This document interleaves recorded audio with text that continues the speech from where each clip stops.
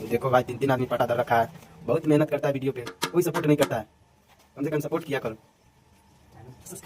Channel पे subscribe करो। बहुत मेहनत से बनाता है सब, कोई के बस की बात नहीं, फिर भी बनाता है इतना मेहनत से। देख रहा है शाहरुख पूरा एकदम ट्रक काट रहा है।